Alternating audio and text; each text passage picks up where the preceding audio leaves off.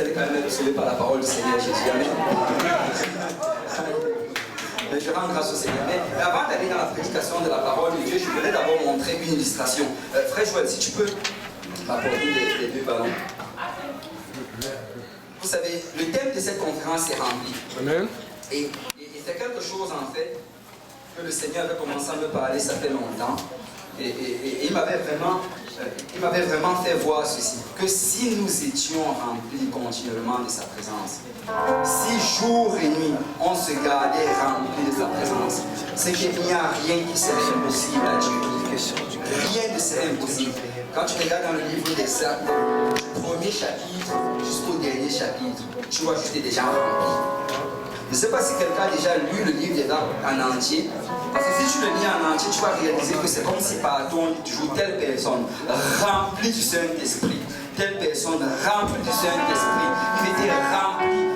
Et parce que le Seigneur agit puissamment quand nous sommes remplis. Amen. Bon, est-ce qu'il y a des gens qui étaient ici vendredi soir? Qui étaient bénis par la prédication de vendredi soir? Amen. Nous avons été bénis. Mais en introduction, quand il commençait à enseigner, il a parlé d'un ballon. Il y a des gens qui se rappellent de cela. Quand il a parlé de cela, j'ai été choqué parce que c'était l'illustration parfaite en fait de ce que je ressentais dans l'esprit. Et je me suis dit que je vais peut-être essayer de vous faire voir ça également aujourd'hui. Ok, regardez, il a dit qu'un ballon, je vais reprendre celui-ci. Il a dit que nous, en fait, nous les chrétiens, nous sommes comme ce ballon. Tu es comme un ballon. Et à l'intérieur, il y a l'Esprit du Seigneur. Et l'Esprit du Seigneur, en fait, à l'intérieur, ça va produire une pression. C'est une pression. Mais à l'extérieur, il y a également une pression. Amen. Je crois qu'on a déjà entendu parler de la pression atmosphérique. Amen. Il y a la pression atmosphérique à l'extérieur. Et cette pression-là est en train de pousser sur le ballon. Ça pousse sur le ballon. Et à l'intérieur, pour que le ballon reste qu'il reste tel qu'il est, il faut que la pression à l'intérieur soit plus grande que la pression à l'extérieur. Amen. C'est souvent on va pomper les ballons à, je crois, peut-être de 20 PSI de pression. Ça, ce sont des unités de pression. Et on va souvent les donner une pression plus élevée que la pression qui est à l'extérieur. Pourquoi? Parce que pour que ce ballon reste pompé, il faut toujours que la pression à l'intérieur soit plus élevée que la pression à l'extérieur. Amen. Mais quand le ballon est pompé, quand il a assez de pression à l'intérieur, il peut faire l'œuvre à laquelle il a appelé. Amen. Il va rebondir. Amen. Il va rebondir. Et le plus il est pompé, le plus il va aller haut. Amen. Le plus il est pompé, le plus il va aller haut. Parce que le plus il va se charger de cette pression-là, le plus il va aller haut. Mais tu sais, avec la vie dans le monde où on vit, il y a des pressions légalement. Et je ne sais pas s'il y a quelqu'un qui a déjà vu, même dans les fêtes d'anniversaire, vous l'avez sûrement vu. Quand tu achètes un ballon et que tu l'approches chez toi pour l'anniversaire, si tu le laisses là pour quelques temps, après quelques jours, quelques semaines, le ballon a perdu de l'air. Amen. Et ça a perdu de l'air. Ça a perdu de l'air tout simplement parce que la pression à l'extérieur ne change pas. La pression à l'extérieur ne change pas, ça va rester la même. Et ça va continuer à appuyer et appuyer et appuyer. Et continuellement, qu'est-ce qui va se passer? C'est que le ballon va perdre de l'air. Le ballon va perdre de l'air. Et alors que ça perd de l'air, ça va plus être capable de faire l'œuvre que ça veut faire. Amen. Parce qu'il n'y a plus assez d'air à l'intérieur. Peut-être ça va sembler correct. Et ça va pouvoir faire des choses. Amen. Ça va pouvoir faire des choses. Ça bouge quand même. Mais ça ne peut pas faire efficacement ce à quoi c'est appelé à faire. Si tu peux arranger la pompe, tu peux le faire. Parce que la pression maintenant à l'extérieur est plus grande que la pression à l'intérieur. Et à cause de ça, l'air va quitter progressivement. L'air va quitter progressivement. Et vous savez quoi? Si tu peux de l'air à l'intérieur, si tu peux le pomper, tu tiens pour la pompe. Vous savez quoi vraiment? La chose avec cela, quand on parle de remplir du Saint-Esprit, c'est vraiment comme ce ballon-là. Nous devons être remplis de cet esprit-là. Et le jour où tu reçois le Saint-Esprit pour la première fois, le Seigneur te remplit jusqu'à la plénitude. Vous savez, Dieu ne donne pas son esprit juste en partie. Il ne donne pas son esprit juste... il ne te donne pas juste là, juste à moitié. Il donne tout ce que ton vase peut contenir. Amen. il te remplit, après il te secoue jusqu'à ce que tu te bordes, il en ajoute encore un peu. Parce qu'il veut s'assurer que tu as assez de Saint-Esprit pour tenir jusqu'à la fin. Mais alors que le temps passe, si nous ne nous assurons pas d'encore ajouter de l'air à l'intérieur, si on ne s'assure pas d'ajouter toujours de l'esprit, ce que continuellement nous allons nous vider, et la pression de l'extérieur aura le dessus sur nous. Mais c'est la volonté de Dieu, tu peux le lancer, frère. C'est la volonté de Dieu que jour après jour, on ait encore à cette pompe et qu'on mette encore de l'air à l'intérieur. Nous devons aller chaque matin et mettre encore de l'air. Et on met de l'air à travers la prière, à travers la lecture de la parole de Dieu, à travers quand tu viens dans la maison du Seigneur. Ça, c'est le seul moyen pour que tu vas mettre de l'air. Chaque jour, tu dis à ce Seigneur, remplis-moi encore. Seigneur, remplis-moi encore. Je ne dois pas sortir aujourd'hui sans être rempli, parce que je dois être fonctionnel. Et le Seigneur va nous utiliser dans le plus grand niveau de nos capacités, quand nous serons remplis. Remplis, quelqu'un dise rempli. Alors je veux être rempli. Amen. Je veux être rempli. Et je voulais juste te montrer cette illustration-là, parce que ça parle vraiment exactement de ce que nous demandons.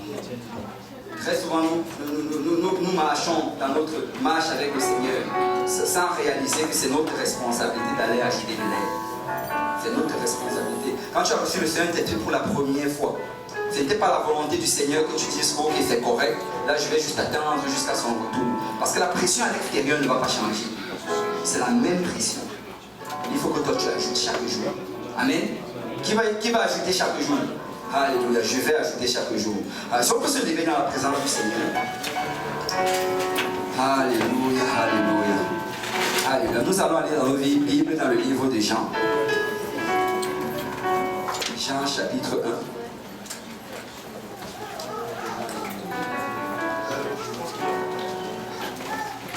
Nous allons lire un seul verset d'écriture. Jean chapitre 1, verset 12. Si vous y êtes, dites Amen. Si vous n'y êtes pas, dites j'arrive. Alléluia. Jean chapitre 1, verset 12. Amen. Amen. La Bible dit, mais à tous ceux qui l'ont reçu et à ceux qui croient en son nom. Et ici on est en train de parler de la parole. Parce qu'au premier verset, il dit au commencement était la parole. Amen.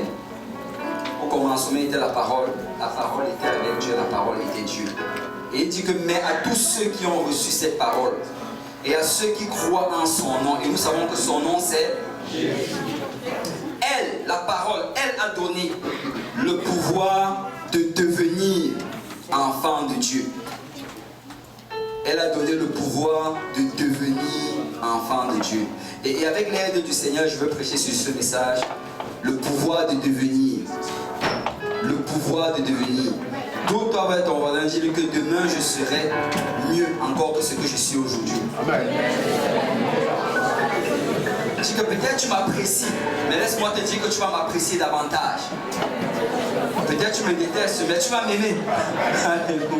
Parce que demain je serai mieux que ce que je suis. Parce que j'ai le pouvoir de devenir. Alléluia. Si on peut battre nos mains pour le Seigneur, et si on peut lever nos voix vers le Seigneur. Alléluia. Alléluia.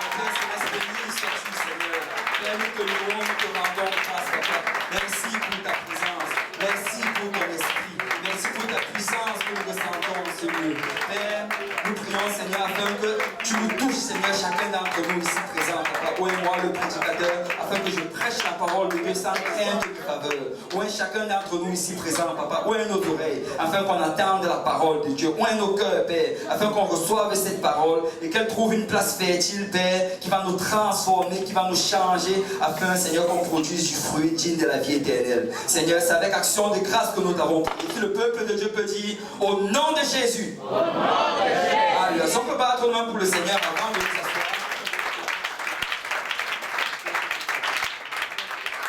Le pouvoir de devenir, on peut s'asseoir dans la présence du Seigneur. Le pouvoir de devenir. S'il y a une chose que tu regardes et que tu constates dans la Bible, c'est que le Seigneur Jésus était un maître dans la transformation des gens. il était un maître pour changer les gens. C'est quand tu regardes, la Bible n'est pas remplie de personnes parfaites. Certaines personnes, ils regardent leur vie. Ils se disent, est-ce que je vais réussir à servir le Seigneur? Je viens de te dire que la Bible n'est pas remplie de personnes parfaites. Tous ceux qui étaient dans la Bible avaient des défauts. Et certains, leurs défauts étaient même encore pires que les tiens. Vous savez, quand tu regardes depuis le commencement, tu vas voir toutes ces personnes-là, quand on regarde dans l'Ancien Testament. Et il y avait ces gens que le Seigneur avait utilisé. Jacob. Jacob était un menteur professionnel. Jacob était un escroc. Mais tu sais, le Seigneur l'a utilisé. Il a transformé Jacob. Et c'est ainsi qu'aujourd'hui nous avons Israël. Amen. Quand tu regardes encore, il y a des gens, on te parle des gens comme les Gédéons. Ces personnes-là que le Seigneur appelle vaillants guerriers. Gédéon, c'était un peureux, un grand peureux. Mais quand le Seigneur le regarde, il dit vaillant guerrier. Parce que tu sais, le Seigneur, il appelle les choses qui n'existent pas comme si elles le sont déjà. Quand Jésus te regarde, il ne regarde pas ce que tu es maintenant, mais il regarde ce que tu seras. Amen. Il regarde ce que tu seras. Et quand tu regardes, c'est rempli de personnes pareilles. Tu vois David, et il a appelé David l'homme selon mon cœur. Mais tu vois comment, après avoir appelé David l'homme selon mon cœur, ce même homme-là va, il couche avec une femme mariée, et après il tue le mari de la femme. Waouh! Est-ce que ça c'est le cœur de Dieu? Non. Dieu l'a appelé parce que c'est ça qu'il va devenir. Amen. Et c'est ça le pouvoir de devenir. Regarde, même dans le Nouveau Testament. Peut-être que quelqu'un va dire, ça c'est le Nouveau Testament, c'était rempli de bandits et de pervers. Mais regarde dans le Nouveau Testament. Le Nouveau Testament, il y a des gens que Jésus a appelés personnellement. Tu sais, Jésus a appelé. Waouh! C'est quand nous, en fait, si Jésus nous demandait de choisir ses disciples, c'est qu'il y a beaucoup de disciples qu'on n'aurait pas choisi nous-mêmes. Il y a beaucoup d'entre eux là qui n'allaient pas rentrer dans nos listes. Amen. Je regarde des gens comme Jean et Jacques. Waouh! Jean et Jacques, on les appelait fils du tonnerre. C'était des gars colériques. C'était des gars dangereux. Tu sais, ils sont arrivés dans une ville avec Jésus. Et ils vont chez Jésus, leur a dit, cherchez un endroit où je vais dormir. Ils entrent, ils savent que Jésus c'est le Messie, c'est le roi des rois. C'est lui qui est assis sur le trône de David.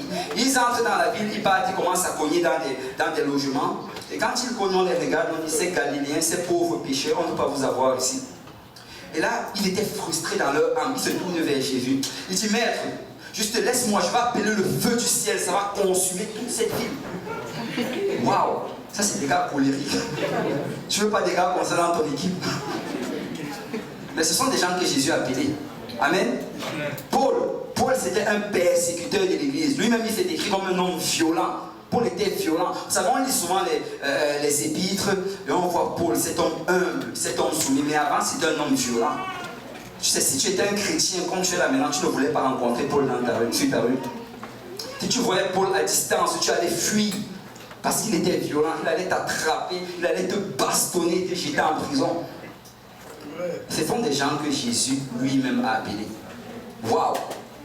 Dis à ton voisin que le Seigneur peut encore faire des choses avec moi. Mais quand tu regardes, il y a quelqu'un particulièrement dont je veux parler aujourd'hui. Et pour lui, vraiment, c'est l'un des personnages dont la Bible a le plus décrit et a le plus détaillé la vie. Et c'est Pierre. Pierre, en fait, quand tu regardes tout au travers des évangiles, tu réalises que Pierre, c'était en fait la pire des personnes que tu voulais avoir dans ton équipe. Pierre, c'était quelqu'un non seulement il était nerveux, tu vois, le pasteur Yannick au départ, il a parlé du fruit de l'esprit. Pierre n'avait pas la tempérance. Il ne connaissait pas cela. C'était quelque chose qui n'était pas dans son vocabulaire. Avec Pierre, c'était direct. Si c'est un type, on fait un tac. Pierre, il ne niaisait pas, il ne s'amusait pas. Et vous savez, Pierre, il a coupé l'oreille de quelqu'un. Amen. Il y a des gens qui sont venus les attaquer. Pierre s'est fâché, il a ramassé le couteau, il a coupé son oreille. Juste comme ça, parce que Pierre ne niaisait pas. Pierre, c'était quelqu'un de colérique, quelqu'un de très très nerveux. Et Pierre, c'était quelqu'un en fait qui il ne se souciait pas des gens. Tu vois, il avait un certain respect des personnes, mais quand tu lui tapais sur les nerfs, il allait te remettre à ta place. C'est une fois Jésus était en train de marcher, et là quelqu'un est venu lui toucher. Il marchait au milieu d'une foule, quelqu'un est venu toucher son vêtement, c'était la femme qui voulait sa guérison. Et là Jésus se retourne. Il dit que, mais je ressens que quelqu'un m'a touché. Pierre a été choqué, il regarde Jésus. Il dit, mais tu vois toute la foule autour de toi, tu dis que quelqu'un t'a touché? C'est dans vos Bibles, je n'invente pas, c'est dans vos Bibles. C'est dans vos Bibles. Et ça, c'était le caractère de Pierre. Regarde comme il a parlé à Jésus. Et Pierre, c'est quelqu'un que tu ne voulais pas avoir dans ton équipe. Mais tu sais quoi, Jésus a appelé Pierre. Jésus est lui-même allé dire, Pierre, je veux que tu sois dans mon équipe. Parce que peu importe ton état aujourd'hui, Jésus te veut dans son équipe. Jésus te veut parce que c'est lui qui va te changer. C'est lui qui va te transformer. C'est lui qui va te délivrer. Écoute, ton cas n'est pas désespéré. Dis à ton voisin, mon cas n'est pas désespéré. Parce que Jésus t'aime. Jésus t'aime. Et il est déjà en train d'appeler en toi ce que tu vas devenir. C'est peut-être qu'un jour tu as mal répondu à une sœur. Et après tu as voulu t'enterrer par rapport à cela. Laisse-moi te dire que Pierre a fait pire que cela. Mais le Seigneur l'utilisait pareil. Amen. Donc Jésus va t'utiliser. Amen. Alléluia. Jésus va t'utiliser. Alléluia.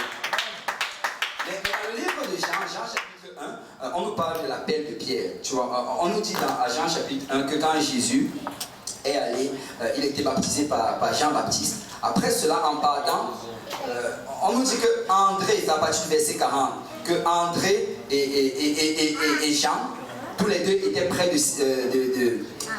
Jean-Baptiste. Et là, Jean-Baptiste leur a dit que voici l'agneau de Dieu et c'est lui que vous devez suivre. Donc là, ils sont allés, ils ont suivi Jésus. Et après avoir suivi Jésus au verset 40, on dit André, frère de Simon-Pierre, étant l'un des deux qui avait entendu les paroles de Jean et qui avait suivi Jésus, ce fut lui qui rencontra le premier son frère Simon et il lui dit, nous avons trouvé le Messie, ce qui signifie Christ. Et il le conduisit vers Jésus. Jésus l'ayant regardé dit, tu es Simon, fils de Jonas, tu seras appelé Céphas, ce qui signifie Pierre. Tu vois, quand tu regardes, tu vas réaliser, la première chose d'abord que je veux qu'on réalise ici, c'est que Jésus n'est pas allé personnellement appeler chacun de ses disciples. Amen.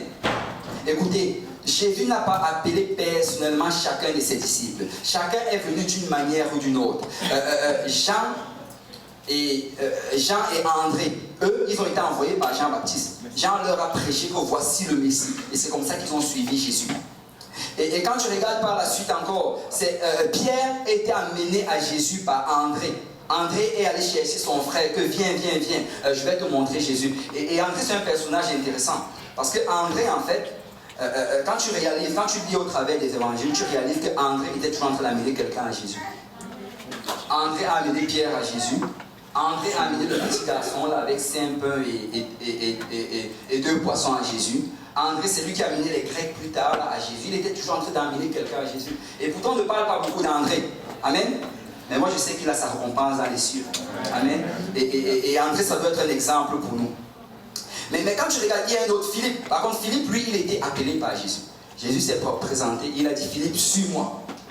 Alors, s'il y a un Philippe ici, suis-moi. Amen. Suis Jésus. Mais Philippe a été appelé par Jésus. Et quand tu regardes Philippe par la suite, il est allé appeler Nathanaël. Donc Nathanaël a été appelé par Philippe. Et Philippe avait été appelé par Jésus. Donc chacun d'entre eux, ils étaient appelés différemment. Jésus n'est pas allé appeler chacun de ses disciples individuellement. Mais ils ont été appelés les uns par les autres. Et vraiment le message derrière ceci, c'est peu importe comment tu viens à Jésus, viens à Jésus. Il y a des gens qui attendent et qui disent que non, j'attends qu'un ange me parle. Écoute, n'attends pas qu'un ange te parle. Si quelqu'un t'invite dans la maison de Dieu, viens dans la maison du Seigneur. Si quelqu'un te prêche l'évangile, obéis à l'évangile. Le Seigneur va marcher, va t'appeler d'une manière ou il va t'appeler d'une autre. Il va parler par la bouche de quelqu'un ou bien par la bouche des anges. Peu importe comment tu entends cet évangile, juste obéis à cet évangile. L'important, ce n'est pas comment tu commences dans le Seigneur. L'important, c'est comment tu finis. Amen. L'important, ce n'est pas comment tu es venu à Dieu, mais l'important, c'est que ce jour-là, quand la trompette sonne, tu montes avec l'église à sa rencontre. Alléluia. Parce que réellement, ça, c'est la chose la plus importante de la vie. Et nous ne nous attardons pas toujours à qui a fait quoi, que comment le témoignage de l'un est comme ceci. Vous savez, il y a certaines personnes qui font une occasion de chute pour eux. le fait que leur venue vers le Seigneur n'a pas été aussi spectaculaire que pour une autre personne. Tu vas entendre ces témoignages que waouh, je dormais et après j'ai été réveillé par une lumière. Et après j'ai vu le Seigneur qui est venu vers moi. Il m'a dit lève-toi. Et je l'ai vu, il avait de longs cheveux qui allaient jusqu'au dos. Et ils vont entendre des témoignages pareils. Et à cause de ça, ils vont regarder, ils vont dire waouh, c'est comme si ma vie avec le Seigneur était morte. Non, non, non, non. Écoute, Pierre, ce n'est pas Jésus qui l'a appelé, mais Pierre était beaucoup plus utilisé que ces gens-là même qui ont été appelés par Jésus. Parce que l'important, c'est comment tu réponds à l'appel du Seigneur. C'est que quand le Seigneur t'appelle, peu importe la manière, tu dis Seigneur, me voici. Amen. Seigneur, je veux obéir à ta parole. Je veux me soumettre à ton commandement. Peu importe les miracles que tu fais, les visions que tu vas me donner, je vais juste obéir. Amen. Amen. Parce qu'aucune manière d'appeler n'est importante plus qu'une autre. Tu sais, quand tu regardes Jésus, il y avait il a appelé ses disciples d'une manière ou d'une autre. Mais quand ils sont tous venus, après il allait prier et il a choisi 12 d'entre eux. Et parmi les 12, on sait qu'il y avait Judas. Amen. Donc Judas, peut-être c'était quelqu'un d'important qui était toujours à côté de Jésus. Mais tu sais, nous savons ce qui est fini avec Judas. Nous savons comment est-ce qu'il a fini sa marche avec le Seigneur. Parce que l'important, ce n'est pas comment tu appelles. Regarde, Paul dit ceci à Timothée, dans 2 Timothée chapitre 2, à partir du verset 20. Il dit, dans une grande maison, il n'y a pas seulement des vases d'or et d'argent, mais il y en a aussi de bois et de pierre. Les uns sont des vases d'honneur et les autres sont d'un usage vil. Il parle de l'église. Il dit que dans l'église, il y a tout genre. Il y a des vases d'or, des vases d'argent, des vases de cuivre. Il y a tout genre de vases dans la maison du Seigneur. Et tu sais, pourquoi il est en train de dire cela? Il est en train de le dire parce qu'il va apporter le point qui vient par la suite. Regardez bien, il dit au verset 21, si, que quelqu'un dit si. Si donc quelqu'un se conserve pur en s'abstenant de ces choses, il sera un vase d'honneur. Waouh! Il ne dit pas que les vases d'or, c'est parce que Dieu les a fait en or et en argent ou bien les vases en pierre. Que non, Dieu n'a pas fait comme cela. Dieu a fait des vases. Mais pour devenir un vase d'or, il faut que tu te conserves pur. Il faut que tu t'abstiennes de ces choses. Il faut que tu t'assures de vivre dans la sanctification et de chercher la face du Seigneur. C'est comme ça qu'on devient un vase d'or. Tu sais, souvent on est en train d'attendre le Seigneur. On dit Seigneur, j'attends. Alors que le Seigneur est en train de t'attendre. Seigneur, j'attends. C'est toi que j'attends. Sanctifie-toi, purifie-toi, apprête-toi, mets-toi prêt afin que je puisse t'utiliser. Deviens un vase d'or. Et regarde, il continue à expliquer, verset 22. Fuis les passions de la jeunesse et recherche la justice, la foi, la charité, la paix avec ceux qui invoquent le Seigneur d'un cœur. Avec. Vous savez, la Bible dit que les mauvaises compagnies corrompent les bonnes mœurs. Amen. Ça veut dire que le avec c'est très très important. C'est important de savoir avec qui tu marches. Amen. C'est important de bien considérer avec qui tu te tiens. Parce que si tu te tiens avec des vases vides, tu vas devenir un vase vide. Mais si tu te décides que moi je vais me tenir avec des vases d'honneur, des gens qui marchent dans la sanctification, des gens qui se conservent puis et qui s'abstiennent de ces choses, tu vas devenir un vase d'honneur. Amen. Si on peut battre une main pour le Seigneur.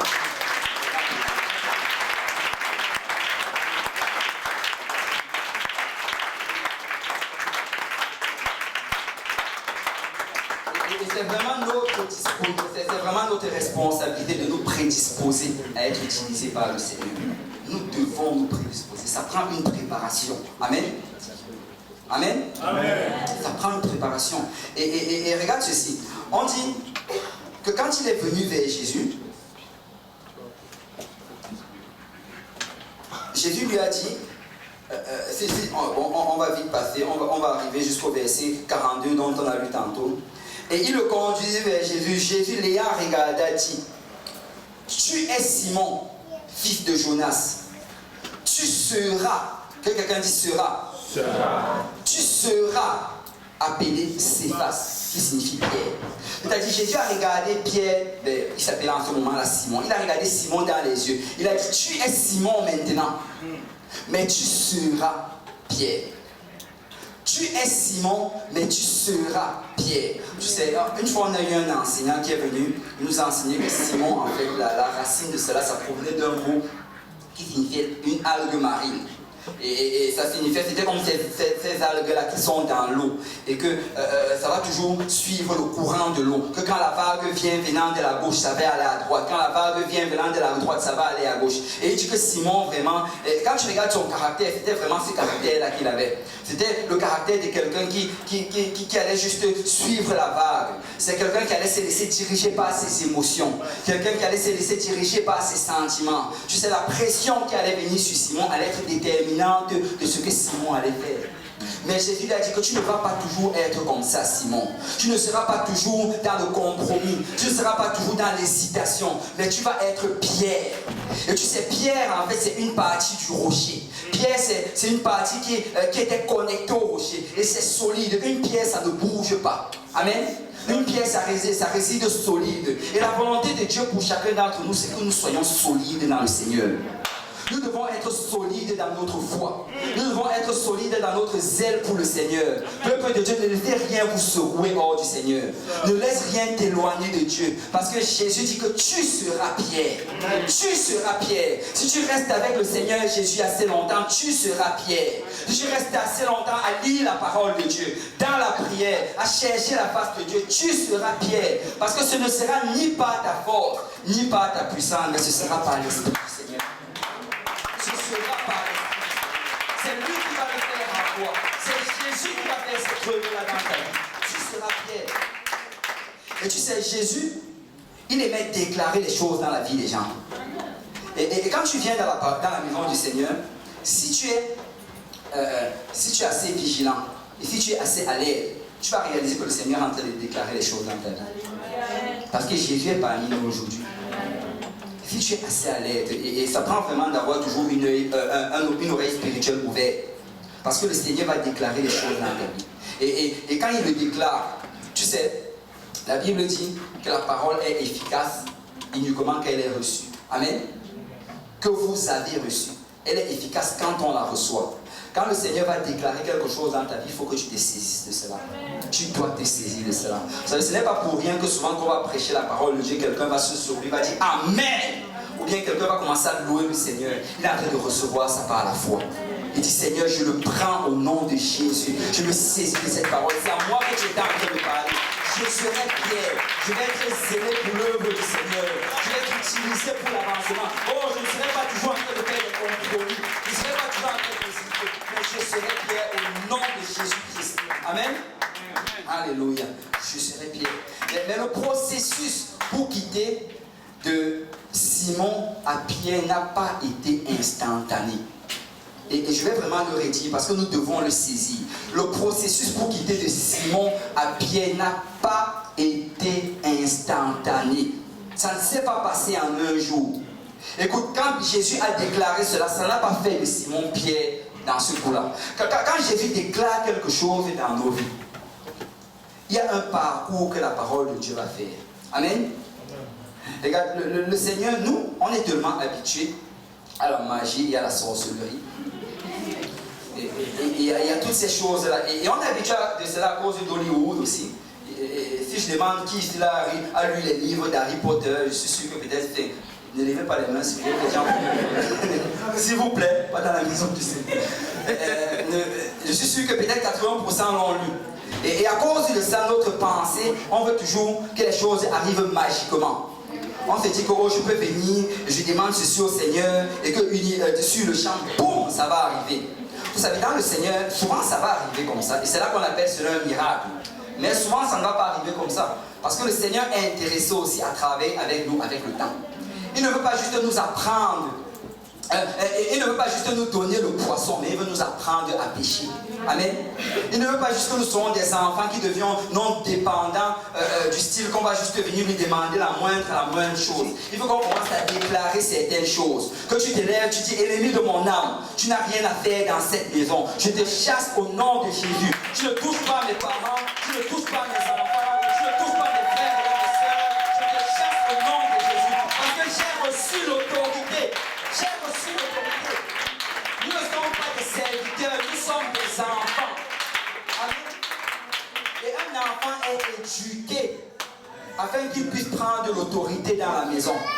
Le serviteur, chaque fois, il va juste venir voir le propriétaire. Est-ce que je peux faire ceci? Le propriétaire dit oui, il va faire. Est-ce que je peux faire ceci? Oui, il va faire. Le serviteur ne va jamais se lever aller commencer à faire quelque chose. Sinon, on va le virer. Amen. Mais le père, il est choqué quand l'enfant, chaque fois, vient lui demander encore les mêmes choses. Papa, est-ce que je peux aller prendre le lait au frigo? Fois. Tu as 18 ans, tu me demandes encore si tu peux aller prendre le lait au frigo. Et c'est souvent ce qu'on fait avec le Seigneur. C'est le temps. Va prendre le lait au frigo. Tu es grand. Amen. Et vraiment, le Seigneur veut nous amener dans cette dimension-là. Il veut que nous agissions comme des enfants. Mais tu sais, pour arriver de l'enfance à l'adulte, ça prend du temps. Amen. Ça prend du temps. Pour maturer dans le Seigneur, ça prend du temps. Et Pierre, pour qu'il mature, ça a pris du temps. Quand tu lis les évangiles, tu lis Matthieu, Marc, Luc, Jean, tu réalises que Pierre, pendant tous les évangiles, ce n'était pas le Pierre en fait qui était vraiment Pierre, il était toujours Céphas. Dans tous les évangiles, dans tout l'évangile, Pierre était toujours Céphas. Il avait toujours le même caractère. Vraiment, les évangiles, vous savez, nous en fait, quelqu'un avait déjà dit ceci, que si c'était un homme qui avait écrit la Bible, il y a beaucoup de choses qui ne seront pas dans la Bible. Il aurait caché tellement de choses. Parce que, réalisons, dans nos familles, il y a tellement de secrets de famille, des choses qu'on ne veut que personne ne sache. Mais le Seigneur révèle tout. Il révèle parce que justement, il veut te donner de l'espoir. Il veut te dire que toi aussi, tu vas changer. Parce qu'il a mis en toi le pouvoir de changer. Mais Pierre, en fait, vous savez, Pierre même a rétrogradé. Dans la Bible, on voit comment Pierre rétrograde. On va aller dans le livre de Luc, Luc chapitre 5. Quand tu regardes, quand tu étudies un peu les Écritures, tu vois comment Jésus d'abord se lève, il va, il se fait baptiser par Jean. Ensuite, Pierre, environ 6 disciples, on va dire. On commence par André, Jean, et ensuite Jean, Pierre, Philippe et Nathanaël. Ils commencent à suivre Jésus. Et c'est eux qui vont dans les noces de Cana. Et aux noces de Cana, il y a ce miracle-là qui se fait. Et là, il se lève, il continue à suivre Jésus. Et à un moment, Jésus va dans le désert. Bon, qu'il allait dans le désert, personne n'a voulu le suivre. Il a jeûné dans le désert 40 jours. Et après cela, quand tu reviens du désert encore, il fait encore quelques miracles. Mais quand tu regardes, ils ont continué quand même à suivre Jésus. Mais à un certain moment, quelque chose s'est passé dans la vie de Pierre. Quelque chose s'est passé dans la vie de tous ses disciples. À un certain moment, ils ont tous abandonné le Seigneur Jésus. Je ne sais pas exactement c'est quoi qui s'est passé.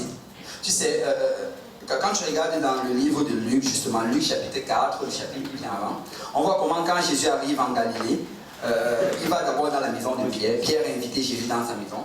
Et en ce moment-là, bon, la coutume, c'était qu'on vivait avec... c'est un peu comme ça en Afrique encore aujourd'hui. Tu vis dans la même maison avec tes beaux-parents. Et tout, ils étaient tous là dans la même concession. Mais malgré cela, ça ne changeait rien. Je crois, quelqu'un avait dit cela, que Pierre n'aimait pas beaucoup sa belle-mère. et parce que quand Jésus est arrivé dans cette maison-là, la Bible dit que, la Bible ne nous dit pas que Pierre a amené Jésus pour aller guérir sa mère. Alors que Pierre savait que Jésus pouvait faire des miracles. Mais Jésus lui-même s'est levé, il est parti, il a prié pour la belle-mère de Pierre, et après la belle-mère de Pierre a été guérie. Mais ce qui est surprenant, c'est que quand tu avances les versets directement après, on ne voit plus Pierre dans la vie de Jésus. Donc quelqu'un va peut-être penser que c'est peut-être parce qu'il a guéri la belle-mère de Pierre. Mais moi je ne crois pas que ce soit la raison pourquoi il a quitté Jésus. Parce que quand tu regardes vraiment, tu réalises qu'à un moment, Pierre, Jean, Jacques et les autres, ils ont commencé à se rappeler du passé. Ils ont commencé à un peu ressentir ce manque-là. Ils ont commencé à se ressouvenir de ce qu'ils faisaient avant. Tu sais, tous ces gens-là, c'était les pêcheurs. C'était des gens qui aimaient la pêche. Quand tu aimes la pêche, là, tu aimes vraiment la pêche. Amen. Amen. Moi personnellement, la pêche, c'est pas trop mon truc. Aller m'asseoir sur un bateau pendant 5 heures, arrêter un bateau, je sais pas trop. Mais quand tu aimes la pêche, tu aimes la pêche. Amen. Si vous avez vraiment vu des gens qui aiment la pêche, ils aiment vraiment la pêche. Et ils aiment l'eau, ils aiment être au milieu de l'océan et toutes ces choses-là. Donc ces choses ont commencé à peser l'eau sur Pierre.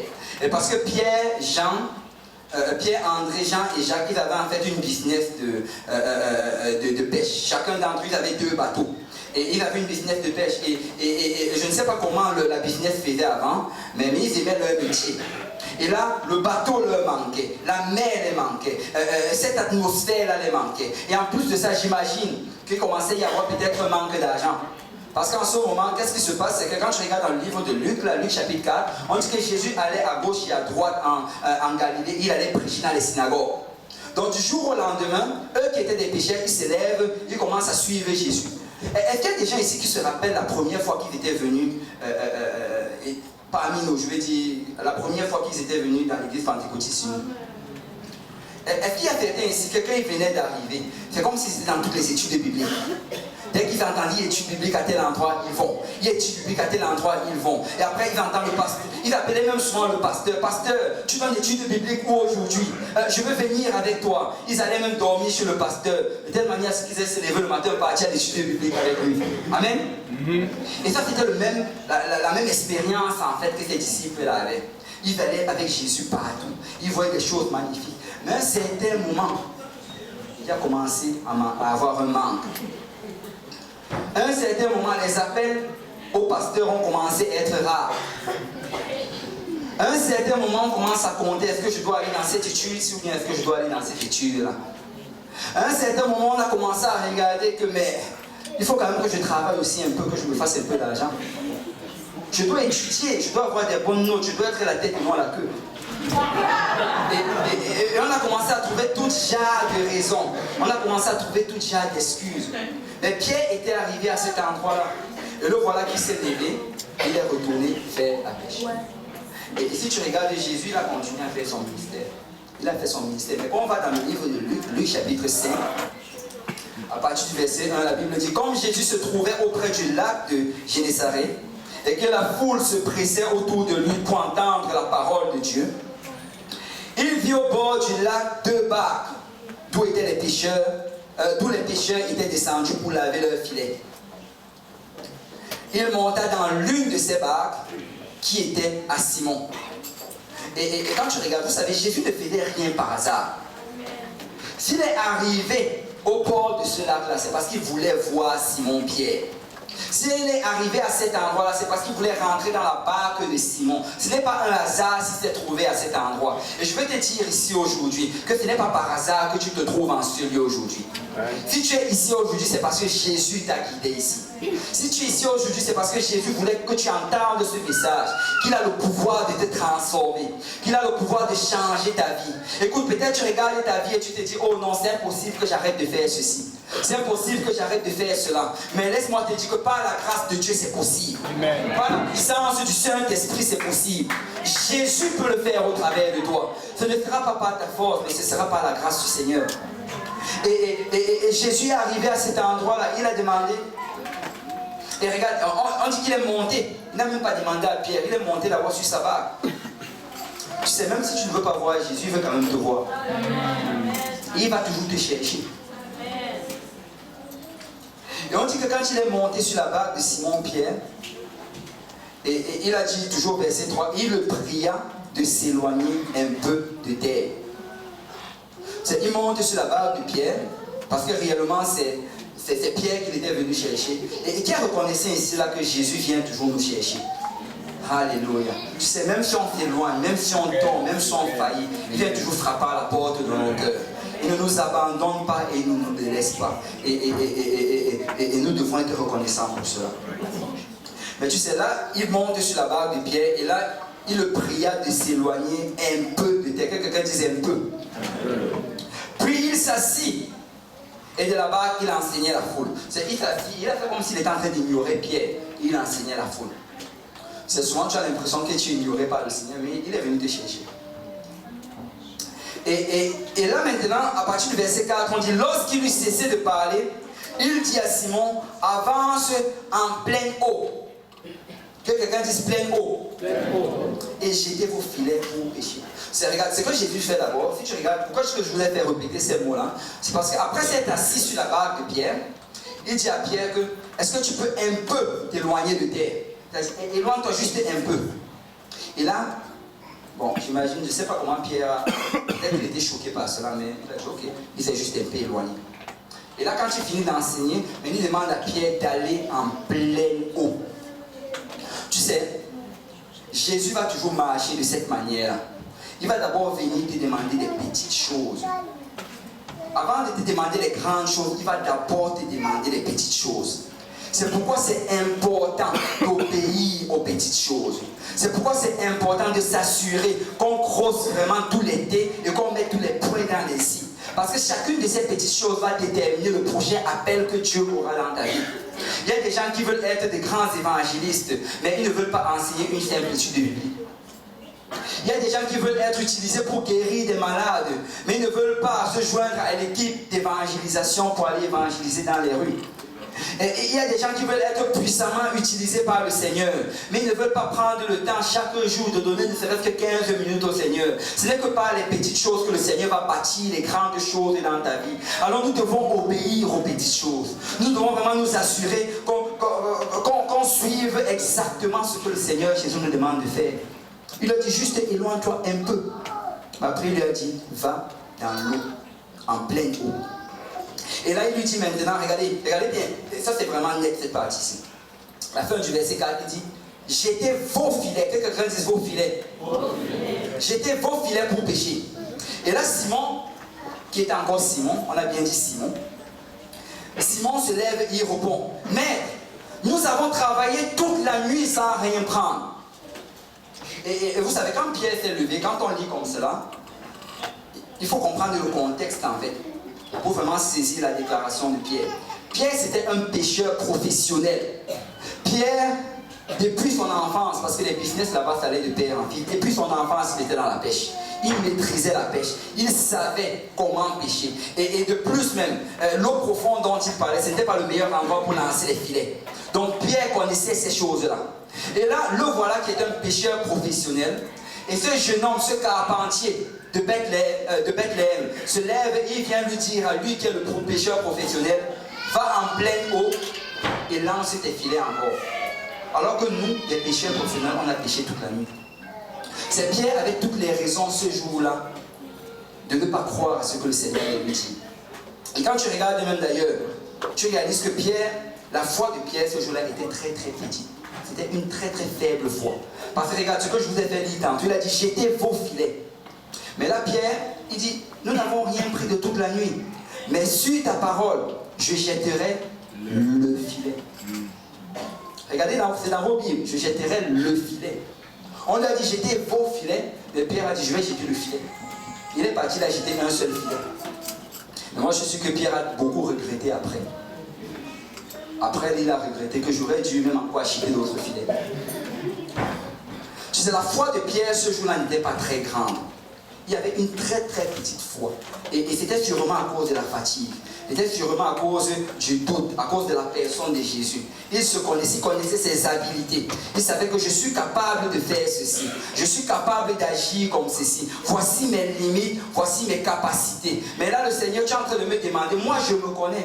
Laisse-moi te dire que si Jésus te dit de faire quelque chose, il va te donner la puissance de faire cette chose-là. Tu sais, ne regarde pas tes habilités. Oh, très souvent, quelqu'un va dire, oh, j'essaye ceci, je regarde, mais je sais quand je fais, ça revient encore. Non, non, non. Tout ce que tu as fait, c'est obéir à la parole du Seigneur. Juste obéir. C'est Dieu qui va te donner la force de vaincre. Tu sais, moi j'aime la réponse de Pierre. Il a dit, je n'ai pas beaucoup de foi.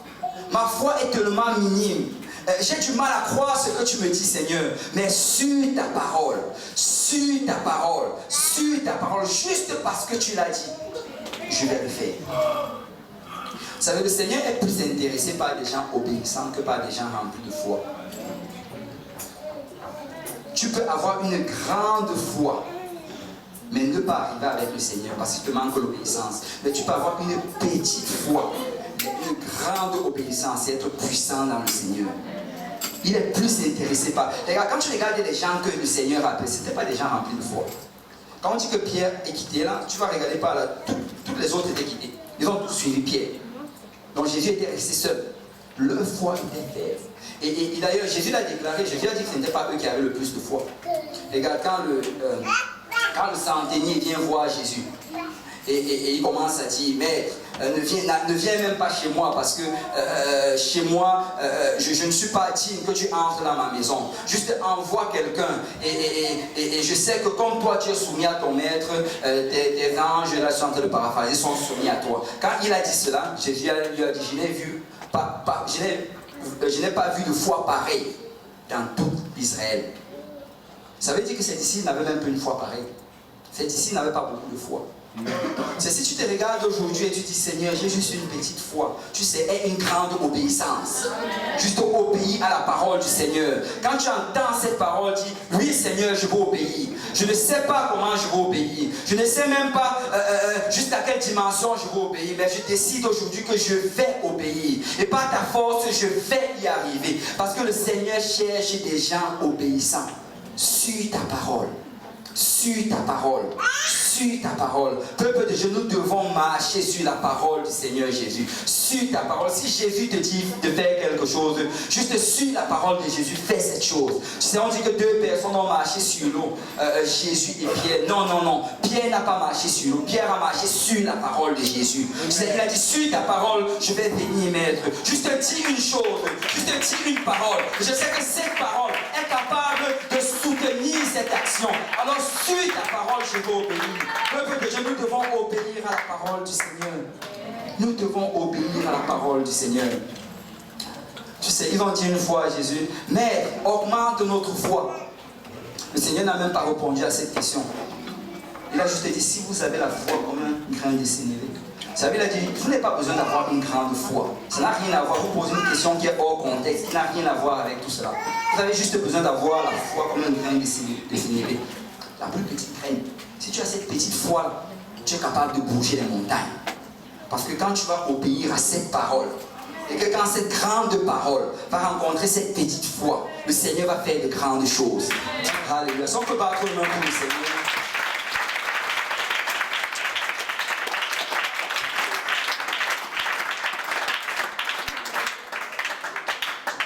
Que par la suite, ils ont jeté le filet et ils ont tiré un grand nombre de poissons. Les filets se brisaient même. Et on dit que quand cela est arrivé, on dit que Pierre, il est venu, ça c'est le verset 8. Quand il vit cela, Simon-Pierre tomba aux genoux de Jésus. Et il dit, Seigneur, retire-toi de moi parce que je suis un homme pécheur. Tu sais, Pierre, là, en ce moment, il était en train de se confesser. Pierre était en train de se repentir. Parce qu'il disait, Seigneur, je reconnais que je suis pécheur. J'ai douté en toi. J'ai douté que tu n'étais pas capable de nous nourrir. Tu sais, parce qu'il marchait avec Jésus pendant ce temps-là. Jésus n'avait pas encore multiplié le pain. Jésus n'avait pas encore multiplié le poisson. Et il marchait avec Jésus, il avait faim. Ils allaient à gauche et à droite prêcher la parole de Dieu. Il se demandait comment est-ce que nous allons nous en sortir. Peuple de Dieu, laisse-moi te dire que Jésus est capable de multiplier les poissons. Il est capable de faire fonctionner ta business. Et pour ne regarde pas ça, tu dis comment je vais faire. Je suis à l'église presque tous les jours. Je donne trop de temps au Seigneur. Tu sais, si tu donnes avec 100% de ton temps, tu ne peux pas mieux faire que si tu le donnes entièrement au Seigneur et que tu n'utilises que 10% de ce temps-là. C'est donne juste un peu de temps au Seigneur et tu vas voir comment il va pouvoir à chacun de tes besoins. Il va pouvoir. Et quand Pierre a vu ça, il fait jeter par terre. Il a dit, Seigneur, retire-toi de moi. Mais tu sais, Jésus ne voulait pas se retirer de lui. Parce que Jésus était venu le chercher. Et là, Jésus lui parle encore. Ça, c'est le verset 10. Alors, Jésus dit à Simon, ne crains point. Désormais, quelqu'un dit désormais. Désormais, tu seras pêcheur d'hommes. Désormais, tu seras pêcheur d'hommes. Et ayant ramené les barques à terre, il laissait tout et le suivit. Tu sais, Jésus n'est pas intéressé jusqu'à ce que nous ayons une marche partielle avec lui. Si tu essaies de vivre une vie partielle avec le Seigneur, tu ne vas pas y arriver. Tu dois vivre complètement pour le Seigneur. Mets entièrement ta confiance en Dieu. Donne-toi entièrement en lui. Écoute, si tu as un pied dans le monde et un pied dans la maison du Seigneur, tu ne vas pas y arriver. La pression à l'extérieur sera trop grande. Ça prend vraiment que tu abandonnes tout entre les mains du Seigneur et que tu lui fasses entièrement confiance. Que Jésus soit plus important que ton travail. Que Jésus soit plus important que ton école. Que Jésus soit plus important que ta famille. Tu sais, mets le Seigneur en premier et tu ne seras jamais confus. Et je vais le répéter, mets le Seigneur en premier et tu ne seras jamais confus. Amen. Amen.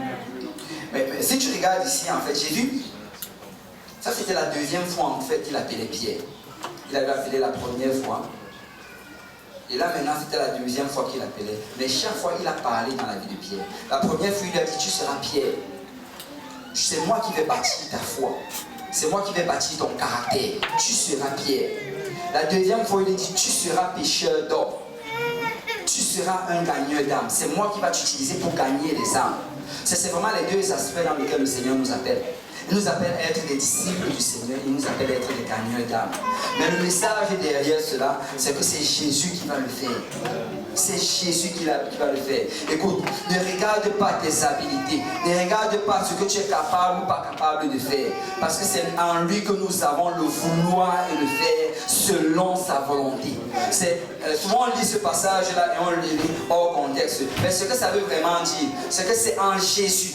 C'est en Jésus que nous avons le vouloir, c'est en lui que nous voulons faire des choses, et c'est en lui que nous pouvons faire des choses selon sa volonté. Donc si tu vas faire la volonté de Jésus, c'est parce que Jésus va te donner le vouloir. Si tu vas faire la volonté de Jésus, c'est parce que Jésus va te donner le faire. Donc ne compte plus sur toi-même, compte sur le Seigneur Jésus. Amen. Allez, on peut battre nos mains pour le Seigneur. Si quelqu'un peut dire je compte sur le Seigneur Jésus, je mets ma confiance en Jésus, parce que je sais que c'est lui qui va le faire.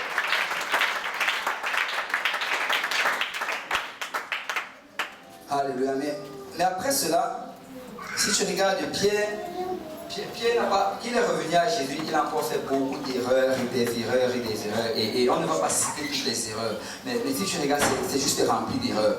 Pierre, une fois Jésus a organisé une réunion de prière. Et là, il a invité Pierre, Jean et les autres disciples. Et la réunion, c'était juste 1 heure. Mais Pierre a dormi pendant la réunion de prière.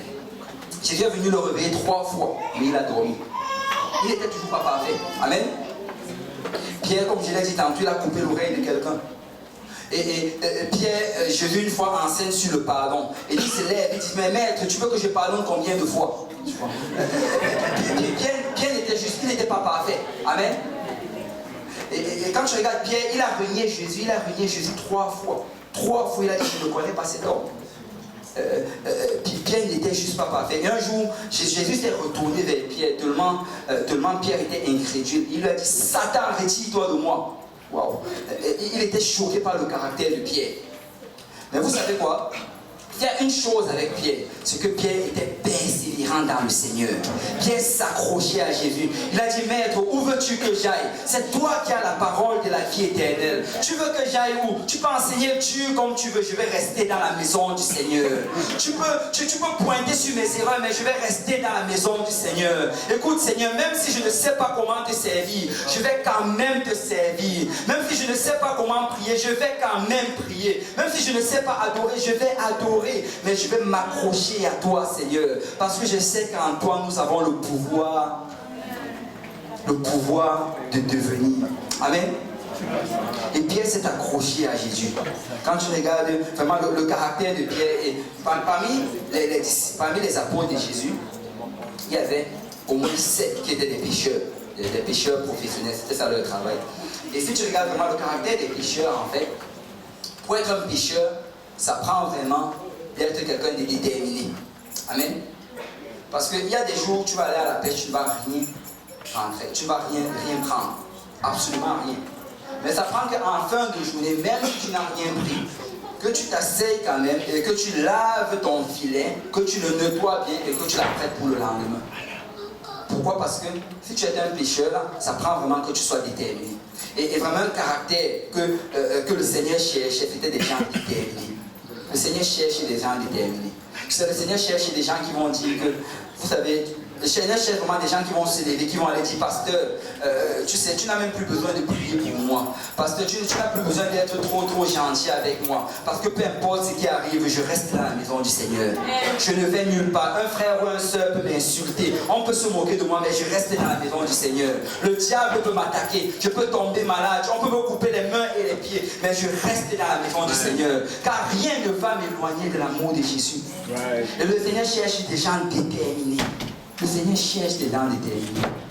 Et Pierre, c'était quelqu'un de déterminé. Mais quand tu regardes encore, et on va vraiment finir avec ceci, quand tu regardes encore, tu réalises que Pierre, malgré cela, il a encore tombé autrefois. Et ça, c'est après la mort, après la résurrection de Jésus. On va aller dans le livre de Jean, chapitre 21. Dans Jean 21, Jésus était déjà apparu aux apôtres après sa mort 2 fois.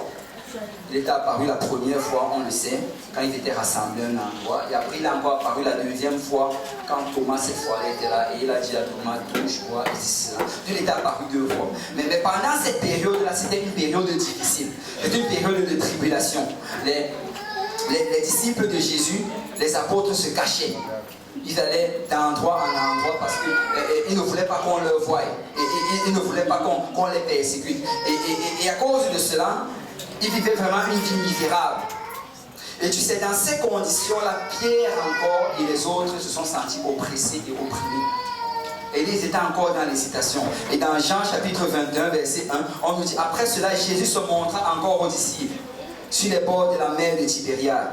Et voici de quelle manière il se montra. Simon-Pierre, Thomas, appelé Didyme, Nathanaël de Cana en Galilée, les fils de Zébédée et 2 autres disciples de Jésus étaient ensemble. Simon-Pierre leur dit, je vais pêcher. C'est quand Simon ici dit, je vais pêcher. Il n'est pas juste en train de dire que je vais aller faire un loisir. Il est en train de dire, je retourne dans ma business. Je retourne à la pêche. J'en ai marre de cette vie de chrétienté. J'en ai marre de ces affaires qu'on dit qu'on doit abandonner tout ce que j'en ai marre. C'est juste une vie trop dure. Il s'est levé encore, il a dit, je vais pêcher. Et on dit que les autres qui étaient avec lui, il lui dit, nous allons aussi avec toi. Ils sortirent et montèrent dans une barque et cette nuit-là, ils ne prient rien. Quand tu regardes les 2 histoires, tu réalises en fait qu'elles sont un peu similaires. La première fois qu'ils se sont éloignés, ils sont partis, ils n'ont rien pris. La deuxième fois, ils s'éloignent encore, ils partent, ils ne prennent rien. Parce que laisse-moi te dire que le jour où tu as quitté le monde, il n'y a plus rien dans le monde pour toi. Si tu retournes en arrière, tu ne vas rien trouver. Tu vas trouver le vide absolu. Ça va être l'amertume, ça va être la colère, ça va être la détresse. Tout ce dont tu as besoin se trouve dans la maison du Seigneur. Tout ce que tu as besoin se trouve dans la présence du Seigneur. Tu n'as pas besoin de retourner dans le monde. Juste reste dans la maison du Seigneur. C'est tous ceux qui ont quitté la maison du Seigneur pour un moment. Quand ils sont revenus, c'était le même rapport. Il n'y a rien de bon là-bas. Il n'y a rien de bon là. Parce qu'il y a des témoins dans la salle. Il n'y a rien de bon dans le monde. Il n'y a rien de bon dans le monde. Rien ne peut plus te satisfaire dans le monde. Parce que le jour où tu as goûté de ce vin-là, le jour où tu as goûté de cette eau-là qui vient de Bethléem, tu sais, rien d'autre ne peut plus te satisfaire. Et on dit qu'ils n'ont rien trouvé. Mais regarde ceci. Et on dit... Où est-ce que j'en étais? Ouais, verset 4. Le matin étant venu, Jésus se trouva sur le rivage. Et ça, ce n'est pas encore un hasard. Jésus est encore venu les chercher. Jésus se trouva sur le rivage. Mais les disciples ne savaient pas que c'était Jésus. Jésus leur dit, enfants, n'avez-vous rien à manger? Il répondit, non. Il leur dit, jetez le filet du côté droit de la barque. Et vous trouverez. Et ils jetèrent donc, et ils ne pouvaient plus le retirer à cause de la grande quantité de poissons. Tu sais, le message vraiment, quand tu regardes ces deux histoires sont similaires. Ils ont abandonné le Seigneur, ils sont retournés dans leurs activités d'avant.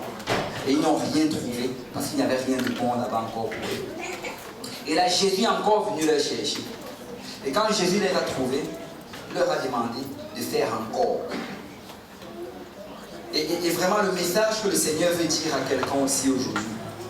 c'est que peut-être tu vas dire, oh oui, pendant cette conférence, on a prêché des choses extraordinaires. On a dit que je peux devenir ceci, j'ai le pouvoir de devenir. Je peux arrêter l'alcool, je peux arrêter la pornographie, je peux arrêter tout genre de vice, je peux arrêter le commérage et le mensonge, je peux arrêter de perdre tout mon temps dans ces choses-là, dans les médias, dans les Facebook et dans toutes ces choses. On m'a dit que je peux arrêter de le faire. Mais quand je vais sortir d'ici et que je vais rentrer chez moi, je vais faire face à une autre réalité. Je vais encore revoir ces mêmes applications dans mon téléphone. Je vais encore avoir ces mêmes personnes qui vont m'appeler. Je vais encore avoir ces mêmes tentations qui vont revenir frapper à la porte de mon cœur. Mais tu sais ce que le Seigneur est en train de dire à quelqu'un ici aujourd'hui. C'est que cette même parole qu'il t'a dit dans le passé, fais-le encore aujourd'hui. Obéis encore. Écoute, peut-être que tu as enlevé une application dans ton téléphone et que tu as dû la remettre. Enlève-la encore. Peut-être que tu as enlevé l'alcool de chez toi et qu'après tu as encore acheté une bouteille d'alcool. Enlève encore cet alcool de chez toi. Peut-être qu'il y avait un numéro de téléphone dans ton téléphone que tu ne devais pas appeler, mais que tu as appelé, tu as effacé, tu as encore remis. Enlève-le encore. Parce que le Seigneur travaille de cette manière. Chaque fois que tu entends la parole, obéis à la parole et le même miracle va se produire. Parce que Jésus n'est pas limité dans les miracles. Tout ce dont nous avons besoin de faire, c'est d'obéir.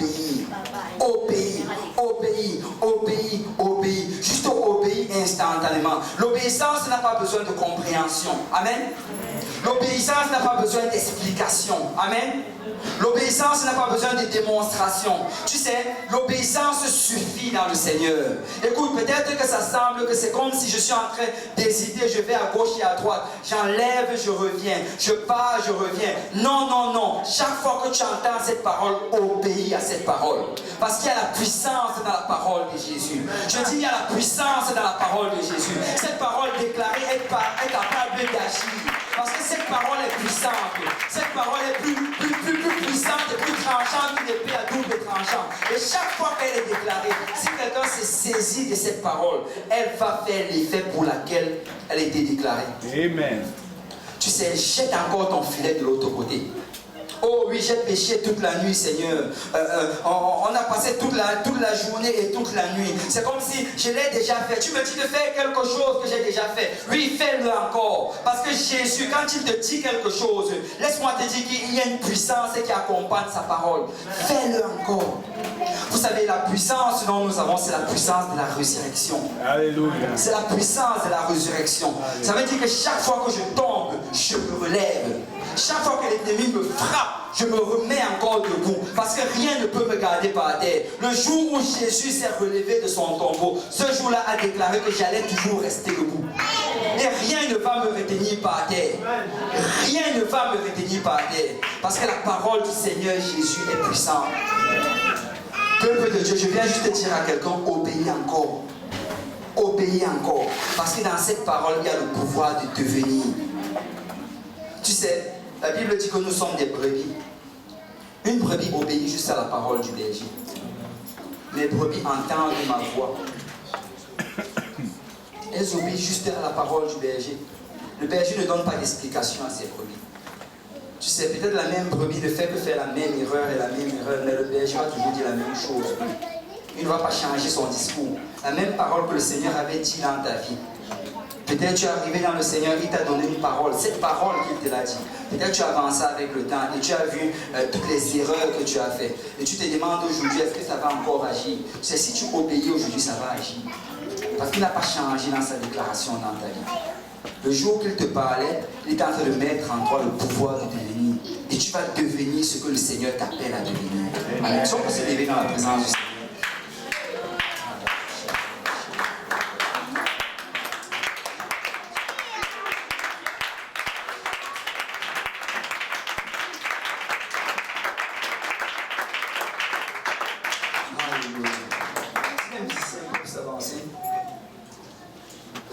On nous dit qu'alors, le disciple que Jésus aimait dit à Pierre, c'est le Seigneur.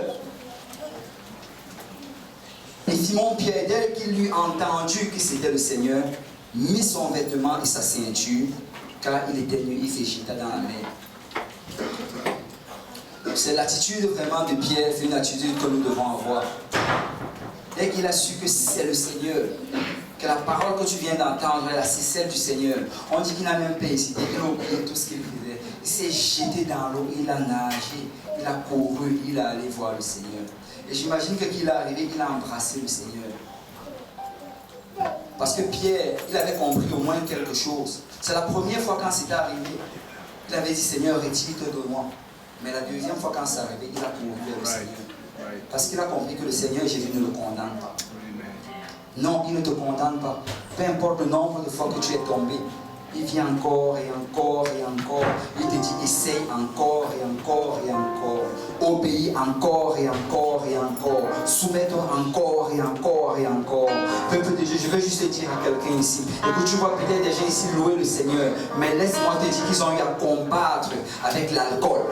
Oh, ce n'est pas le premier jour qu'ils sont arrivés dans la maison de Dieu qu'ils ont arrêté de boire. Ils ont eu à combattre jour après jour. Certains ont eu à combattre avec la pornographie. D'autres ont eu à combattre avec l'idolâtrie, avec toutes ces choses-là. Mais tu sais quoi? Parce qu'ils ont essayé encore et encore et encore, le Seigneur les a délivrés. Parce qu'ils ont décidé que non, je ne vais pas abandonner. Le Seigneur les a délivrés. Parce que le pouvoir de devenir est en nous. Et tant que nous allons nous soumettre à cela, tant que nous allons nous accrocher à ce pouvoir-là, ce sera en action dans nos vies. Et on dit que Pierre a couru, il est venu vers le Seigneur. Et qu'il est arrivé vers le Seigneur les a fait asseoir, il a préparé un repas, ils ont mangé. Et après avoir mangé, au verset 15, Jésus dit à Simon-Pierre, Simon, fils de Jonas, m'aimes-tu plus que même ceci? Il lui répondit, oui Seigneur, tu sais que je t'aime. Jésus lui dit, paie mes agneaux. Il lui dit une seconde fois, Simon, fils de Jonas, m'aimes-tu? Pierre lui dit, oui Seigneur, tu sais que je t'aime. Le Seigneur lui dit, paie mes brebis. Il lui dit pour la troisième fois, Simon, fils de Jonas, m'aimes-tu? Pierre fut attristé de ce qu'il lui avait dit pour la troisième fois, m'aimes-tu? Et il lui répondit, Seigneur, tu sais Seigneur, et le Seigneur sait que tu l'aimes. Je veux te dire que le Seigneur sait que tu l'aimes. Tu sais Seigneur, tu sais toutes choses, tu sais que je t'aime. Et Jésus lui dit, paie mes brebis. Tu sais, Jésus a dû lui demander 3 fois, est-ce que tu m'aimes? Parce qu'il fallait que Pierre réalise que aimer Jésus, ce n'est pas juste dire que je t'aime. Aimer Jésus, c'est abandonner les choses qu'il te demande d'abandonner. Et lui faire confiance que, oh oui, il va m'aider à m'en sortir. Oh oui, c'est lui qui va agir au travers de moi. Oh non, je n'aurai pas à combattre contre ça toute ma vie. Parce que je sais qu'un jour, je vais changer. Un jour, je vais être délivré de ce problème. Oh, ça ne va pas toujours être comme ça. Ne te réjouis pas à mon sujet, mon ennemi. Parce que si je suis tombé, je me relèverai. Si je suis assis dans les ténèbres, l'Éternel sera ma lumière, parce que c'est lui qui a mis à moi le pouvoir de devenir.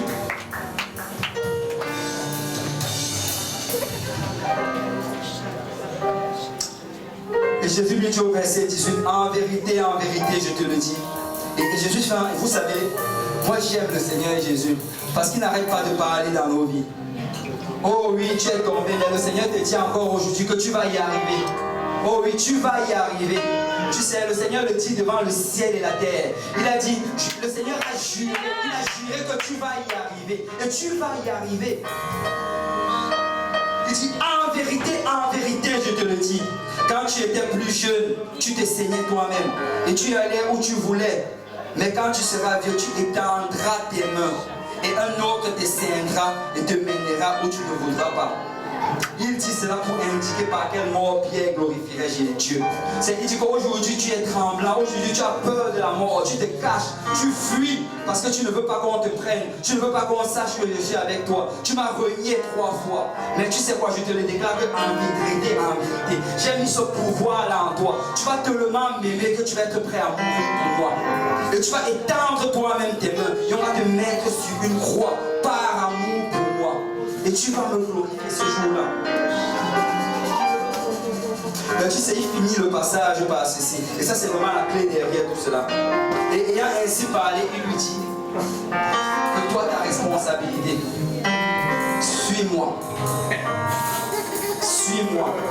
C'est vraiment que peut-être c'est en français, mais quand tu regardes en anglais, ça a le mot TH à la fin. Ça signifie continue à me suivre. Continue à me suivre. Je viens dire à quelqu'un aujourd'hui, continue à suivre Jésus.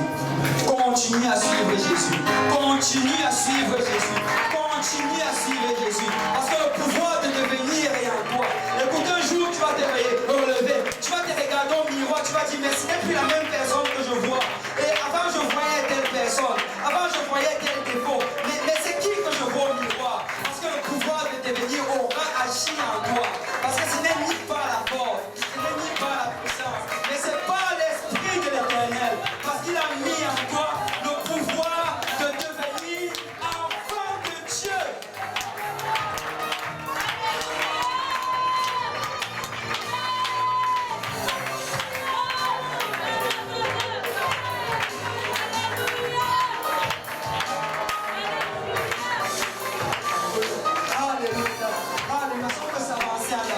Et dis Seigneur, me voici, papa. Seigneur, je vais continuer à te suivre. Je vais continuer à te suivre parce que c'est toi qui vas faire l'œuvre en moi.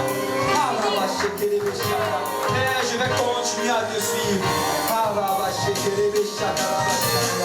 Seigneur, je vais continuer à te suivre. Alléluia. Oui, le pouvoir de marcher sur les serpents et sur les scorpions. Et ce pouvoir-là se reçoit le jour de la Pentecôte. Si tu t'es repenti de tes péchés, tu étais baptisé au nom de Jésus pour le pardon de tes péchés. Et que tu étais rempli du Saint-Esprit, laisse-moi te dire que tu as le pouvoir de devenir. Tu as le pouvoir de devenir. Tu as le pouvoir de devenir. Tu as le pouvoir de devenir. Alléluia. Écoute, peu importe ce que l'ennemi de ton âme te dit, tu vas être victorieux. Peu importe ce que Satan te dit, tu vas avoir la victoire. Parce que le pouvoir de devenir habite en toi.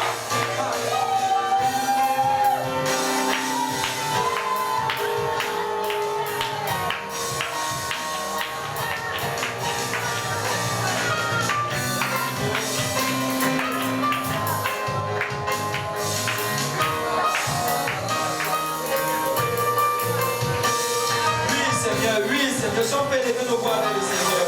Peuple de Dieu, si on peut lever nos voix vers le Seigneur. Alléluia, alléluia, alléluia. Seigneur, je te suis. Seigneur, je te suis. Seigneur, je continue à te suivre. Seigneur, je continue à te suivre.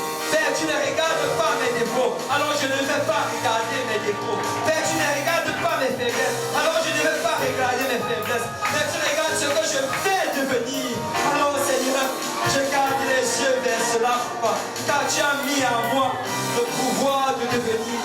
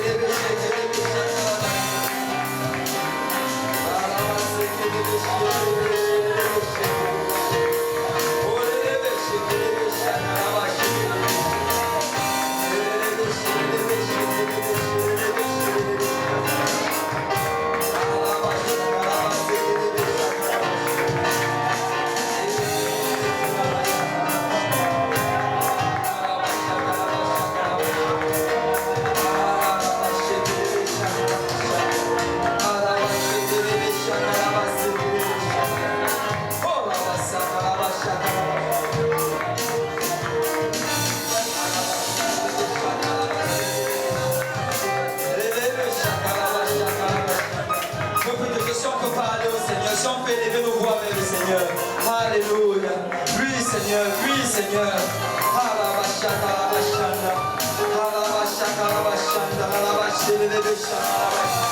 La Bible déclare, bien-aimés, nous sommes maintenant enfants de Dieu. Et ce que nous serons n'a pas encore été manifesté. Mais nous savons que lorsque cela sera manifesté, nous serons semblables à lui. Parce que nous le verrons tel qu'il est. Car il a mis en nous le pouvoir de devenir. Alléluia. Oui, Seigneur. Je serai comme toi, Papa. Je serai comme toi, Seigneur. Le pouvoir de devenir. Le pouvoir de devenir. Seigneur, baptise-moi encore, Seigneur, de ce zèle. Baptise-moi encore de baptême d'obéissance.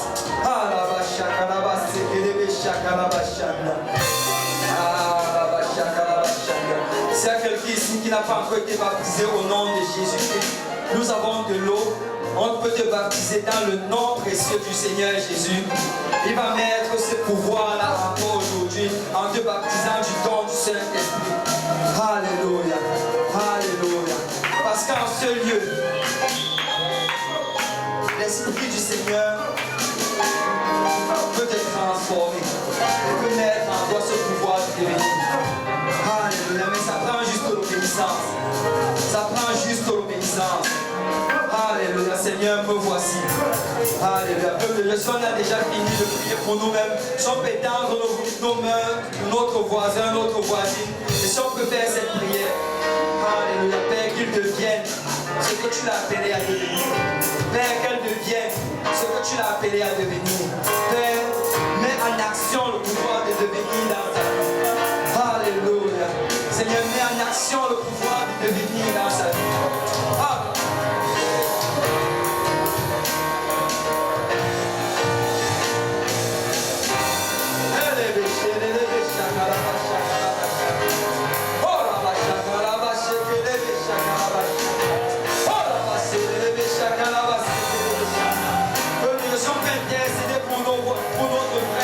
Alléluia. Son Père intercédé, Seigneur, change mon frère, change ma soeur, transforme-la. Père, le zèle qui est en moi, Papa, je prie que tu le lui donnes au centuple, qu'il aime la parole de Dieu, qu'il aime l'œuvre du Seigneur, qu'il aime la maison du Seigneur. Seigneur, mets encore en lui aujourd'hui le pouvoir de devenir.